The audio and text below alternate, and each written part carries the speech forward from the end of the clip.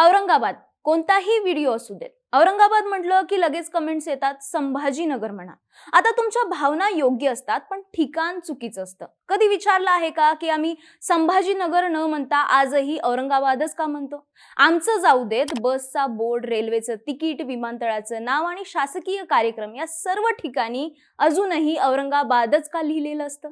नाव तर बदललं आहे ना। तशी मंजुरीच पहिल्यांदा ठाकरे सरकारच्या कॅबिनेटने आणि त्यानंतर लगेचच शिंदे सरकारच्या कॅबिनेटने घेतली होती। तरीही औरंगाबादच का म्हणायचं, उस्मानाबादच का म्हणायचं, समजून घेऊया या व्हिडिओच्या माध्यमातून। तर विषयाला सुरुवात करण्यापूर्वी एखाद्या शहराचं नामांतर करण्याची प्रोसेस काय असते हे आपण स्टेप बाय स्टेप पाहिलं पाहिजे। यातली पहिली स्टेप असते ती म्हणजे विधानसभेत नामांतराचा ठराव मंजूर करणं। संबंधित राज्याच्या मंत्रिमंडळ बैठकीत एखाद्या शहराचं नामांतर करण्याचा प्रस्ताव मांडला जातो। अशा प्रस्तावाला मंत्रिमंडळ मंजुरी देतं आणि मग हा प्रस्ताव विधानसभेत मंजूर करावा लागतो।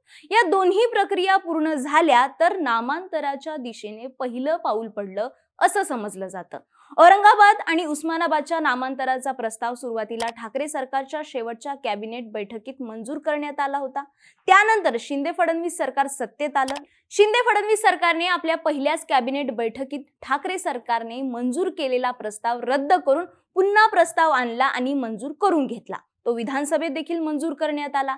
थोडक्यात औरंगाबाद आणि उस्मानाबादच्या नामांतराची पहिली स्टेप मंजूर झाली। आता येते दुसरी स्टेप, केंद्राची परवानगी। राज्याने मंजूर केलेला नामांतराचा हा प्रस्ताव केंद्रीय गृह मंत्रालयाकडे पाठवला जातो। केंद्रीय गृह मंत्रालय मग अशा प्रस्तावावरती वेगवेगळ्या विभागाचे ना हरकत प्रमाणपत्र मागवते। सर्व विभागांचे ना हरकत प्रमाणपत्र आले आणि मार्गदर्शक तत्व वापरून नामांतराचा प्रस्ताव झाला असेल तरच केंद्रीय गृह मंत्रालय नामांतराला परवानगी देतं। इथे सर्वात महत्त्वाची असतात ती मार्गदर्शक तत्वे। ती काय असतात ही क्रमाक्रमाने पाहूया। जोपर्यंत एखादं खूपच विशेष आणि ठोस कारण जोपर्यंत लागू पडत नाही तोपर्यंत नामांतर करू नये आणि त्यासोबतच ज्या ठिकाणची लोकांना सवय लागली आहे त्या गावाचं, त्या शहराचं नाव बदलू नये हा संकेत आहे। त्या शहराच्या किंवा गावाच्या नावाला काहीतरी ऐतिहासिक वारसा असेल तर त्या शहराचं नाव बदलू नये। फक्त एखाद्या स्थानिक नेत्याचा आदर म्हणून किंवा भक्तीच्या मुद्द्यावरून, भाषेच्या कारणांवरून नावात बदल करता येत नाही।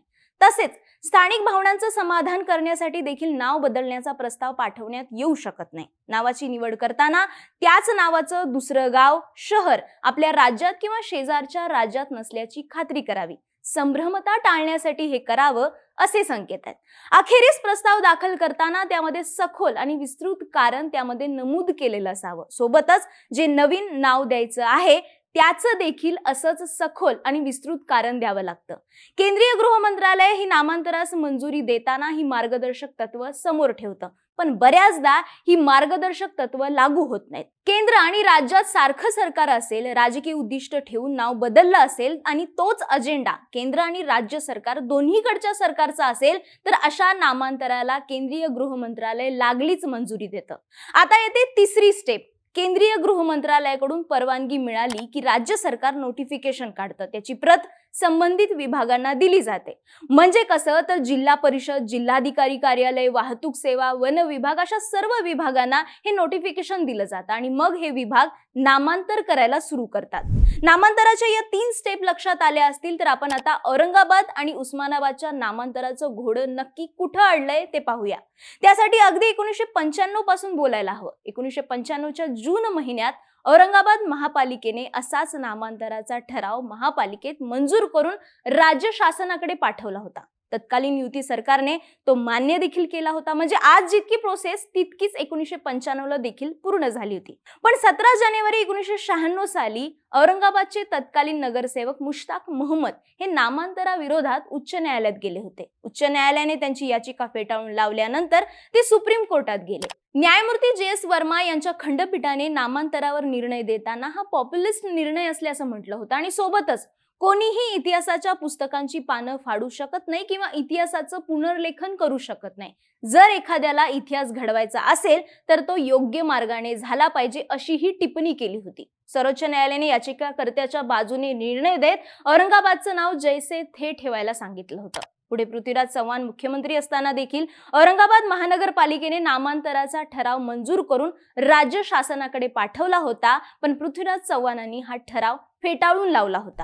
आता बोलूया आज नामांतराची प्रोसेस कुठवर आली आहे त्याबद्दल। औरंगाबाद आणि उस्मानाबाद दोन्ही शहरांच्या नामांतराचा प्रस्ताव राज्याने मंजूर करून तो केंद्राकडे पाठवलाय। केंद्राने मंजुरी दिली तर नामांतराची तिसरी स्टेप होईल, पण त्यापूर्वीच या नामांतराविरोधात मुंबई उच्च न्यायालयात याचिका दाखल करण्यात आल्या आहेत। याची सुनावणी चालू असून 28 फेब्रुवारी रोजी पुढची तारीख आहे। मोहम्मद अहमद, अण्णासाहेब खंदारे आणि राजेश मोरे या तिघांनी मिळून नामांतराविरोधात याचिका दाखल केली आहे। नामांतराची ही सुनावणी प्रभारी मुख्य न्यायमूर्ती संजय गंगापूरवाला आणि न्यायमूर्ती संदीप मारणे यांच्या समोर चालू आहे। मागील सुनावणी दरम्यान न्यायालयाने राज्य सरकार आणि केंद्र सरकारला आपलं म्हणणं मांडायला म्हणजेच प्रतिज्ञापत्र सादर करायला सांगितलं होतं। यावर केंद्राने आपलं प्रतिज्ञापत्र सादर केलंय तर राज्य सरकारने वेळ मागून घेतलाय। सुनावणी दरम्यान केंद्र सरकारच्या वतीने अतिरिक्त सॉलिसिटर जनरल अनिल सिंग यांनी सांगितलं की उस्मानाबादचं धाराशिव करायला केंद्र सरकारने मान्यता दिली आहे, पण औरंगाबादचं संभाजीनगर करण्यास प्रस्ताव अजून विचाराधीन आहे। आता पुढे काय होणार तर केंद्रीय गृह मंत्रालयाला संभाजीनगरच्या प्रस्तावावरती विचार करावा लागणार आहे। हा विचार किती वेळ करायचा आहे याचं बंधन केंद्रीय गृह मंत्रालयावरती नाहीये, त्यामुळे जोपर्यंत केंद्रीय गृह मंत्रालय परवानगी देत नाही तोपर्यंत दुसरी स्टेप पूर्ण होत नाही। राहिला उस्मानाबादचा मुद्दा, तर उस्मानाबादच्या प्रस्तावाला केंद्रीय गृह मंत्रालयाने परवानगी दिली आहे असं सांगण्यात आलं आणि त्यानुसार राज्य सरकार नोटिफिकेशन जेव्हा काढेल तेव्हा धाराशिव हे नाव अधिकृतरित्या वापरता येईल। सोबतच उच्च न्यायालयात असणाऱ्या याचिकांवरचा निर्णय देखील राज्य सरकारच्या बाजूने लागणं गरजेचं आहे। या दोन्ही प्रोसेस पाहता हे लवकर होईल याची कोणतीही चिन्ह दिसत नाहीत आणि जोपर्यंत नामांतराची अधिकृत प्रोसेस पूर्ण होत नाही तोपर्यंत औरंगाबादला औरंगाबादच आणि उस्मानाबादला उस्मानाबादच म्हटलं जाईल, हे महत्त्वाचं आहे। ही माहिती तुम्हाला कशी वाटली आम्हाला जरूर कळवा आणि शेअर करा। बोलबिडू YouTube चॅनलला सबस्क्राईब करायला तेवढं विसरू नका।